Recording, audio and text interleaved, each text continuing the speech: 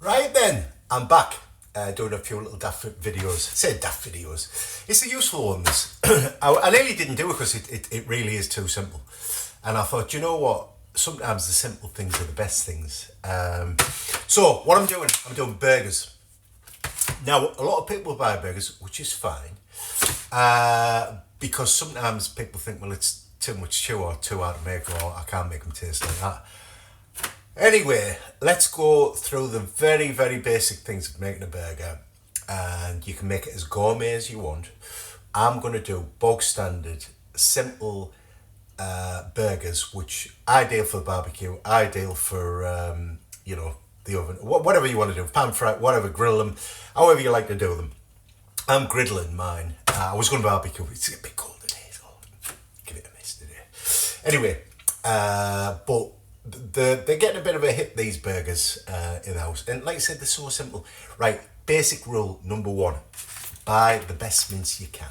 So when you're buying a burger, you don't know what quality of the meat which is inside there. And generally speaking, burgers tend to be a lower end of quality of meat. So sometimes, have you ever had a burger and you've got like horrible, like hard bit in it or something like that? You just think, what on earth was that? I wouldn't even like to think what was in the burger, to be fair. So I use the best kind of mince I can, but the key, the secret, is you've got to use a meat with a high enough fat content so it doesn't go dry. Otherwise, you're eating cardboard burger, and you might as well layer up some cardboard with mayonnaise. It will be just the same, but we're not doing that. We're making it luscious. You like luscious is the word. So anyway, the wife's looking at me through the window because I'm pointing. She's thinking, what on earth? She's laughing at me. She's laughing out there. She's saying, what on earth are you doing? And pointing at the camera. Anyway, I'm sure they're going to end up taking me away doing these videos. So, I've got 15% Aberdeen Angus, 15% fat. You might say, well, I could only get 5% fat. Well, there's some ways around it. You might not like what I'm going to tell you, but there are ways around it. So, one of the ways around it, if you've got a lower fat content beef, you can grate, but believe it or not, grate some lard through there. And you think, lard, it's the fat that keeps the meat moist. That's the idea. So the fat content in this is going to melt and come away, but it'll leave the burger juicy and it won't leave it dry, because we don't like a dry burger. Anyway, 15 to 20% is what you're looking for. So I've got 15%. Like I said, there's ways around it. But get decent mince, or ask your butcher for a decent, nice bit of meat. Say, will you mince that for me? I'm looking for about 15 to 20% fat, and I'm sure they'll be more than happy to do that. So that's tip number one, is the fat content. You've got to have the fat. Sorry, it's looking a bit dangerous that without. She's laughing at me through the window again, honestly. Oh, she's moving furniture out there now. Flipping heck. My life won't be worth living when I finish this. Right, let's get this on. So, to make a burger, literally, we're going to use a food mixer. So what we're trying to achieve, so nice dry, nice bit of meat there. Whop it in there. What we're trying to achieve is this. If I want to make a burger just out of mince, I tell you what'll happen is I'll form it into a burger, I'll cook it, and it'll fall to bits. Why? Because it's mince. We don't want mince, we want it to amalgamate like a burger. And the way we do it, we've got to actually mix it. You can do it by hand, which you get your finger in and scrunch it up, or you can use a machine, which is easy, and you don't have to scrunch it up. So, key number one, when we're actually bringing flavour to the burger, you've got to season it. It's just bland mince, that's all it is. So, I'm using 500 grams there. It's actually 507 grams. You've got to have seasoning, number one. Before you think about anything else, seasoning. These are going to be bog standard, which is salt and pepper. So I've got 1.5%, not 1.5 grams, 1.5% salt for that. So for every 100 grams of mince, I'm using 1.5 grams of salt, 1.5%. So for 500 grams, I'm using 7.5 grams, well, seven-ish, because I can't measure half grams. If you're doing a kilo, I'm going to use 15 grams. So that's how it works, percentage-wise. You can use up to 2%, up to 20 grams, but that's probably a bit much. It's in the middle, between about halfway, 1.5% is about right. They normally go between 1 to 2. so you can make it the way you like it. So get that in there. Loads of pepper. Get loads of pepper in there. We've got to get our seasoning in there. Now this is bog standard, what you get from the shop burger. Now if you want to put cheese in the middle, if you want to put some chilli in there, if you want to put whatever you put, some cooked onion, all of that, that's all superfluous to this. This is bog standard basic your burger recipe, which is nice. I know, because I've had one. I've done it. I like to say, and they don't go dry. They're nice. So all we're going to do, literally, we're just going to mix it up for a bit, and we're going to get it till it goes a little bit pasty.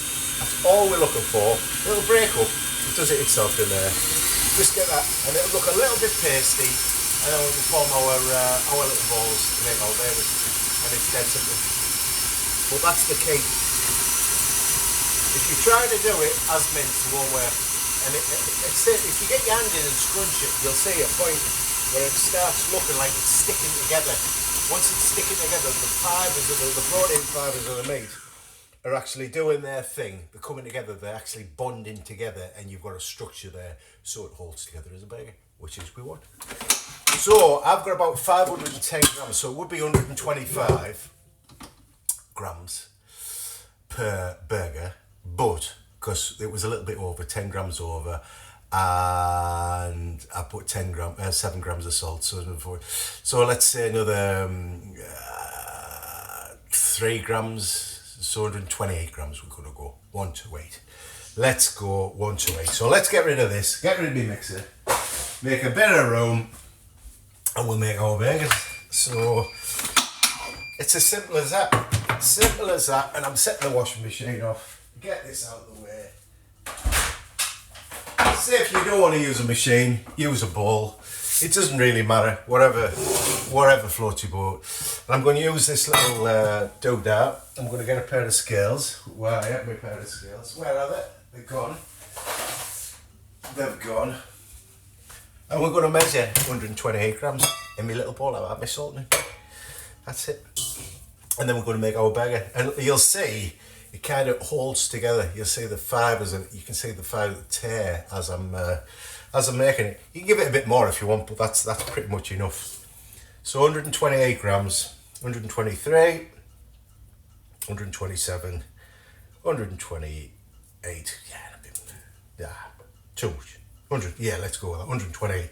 So tip number one. I'm using a burger press. You're bound to have a burger press, aren't you? Yes. You're getting it now, aren't you? You getting it? Yeah, you're getting it now.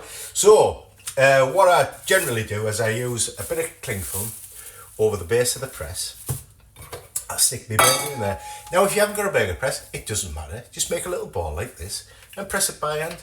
Make it just by hand, just perfect if you want to do that, or just use something flat. I've just bottom of a pan, anything you like, just to get it the shape you want. But I'm going to shot it in there, not shot it in, but I'm going to put it in. I'm going to use me dough, me cling film.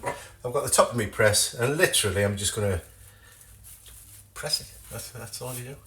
So I tell you what, if you're buying burgers from shops and stuff like that, what this costs you about £5 or something like that. You're getting something that looks like professional, if you like. I've got a tin some. Oh, here it is. Here it is. And all I've got some little bits of grease proof, which you can cut yourself out. I've just got some burger ones. And literally, you're just going to put that on there, and you've got yourself a perfect little burger. 128 grammer. What's that? Is that a quarter pound? Isn't it? Half pound? What's that? What's a pound? Pounds for 500 grams. But say pounds. Yeah, so it's a quarter pound in it. In old money, something like that. I don't know. I don't know these things. I get mixed up when I start translating between English and the old back in the day. So let's get this. Let's get it done.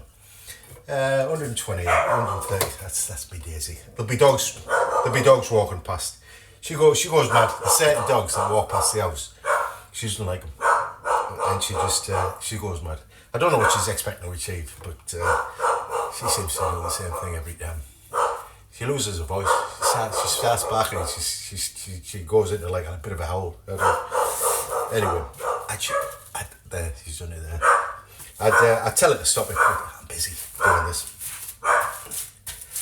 I'm trying to train it to stop doing it, but you know, it's like everything, generally unsuccessful when I do it. So there we go, burger number 2. And this is it. And all I'm going to do, I try to get them like kind of even, which is what we want. That's just what we want. There we go, burger number 2 on there. And all I'm going to do is I'm going to set them up in the fridge. So by putting them in the fridge, basically what it does is it like begins to like set the burger. So it's kind of firmer before you start cooking, which is good. It's just what we want. Like I say, I've just been asked to keep on doing the videos, so that's what I'm doing. Take me time, to be fair. I'm thinking, right. Sometimes, I've tried to explain before, I've done a lot of videos where kind of, I'd only be repeating if I did repeating. I don't know, before you start with them jokes. I'd only be repeating if I kept on doing the same things over and over again. So I try just to do something new when I'm doing the video. But anyway, we're nearly there. Number 3. Like I say, I mean, I'm waffling to you, so you could do this a lot quicker if you weren't waffling.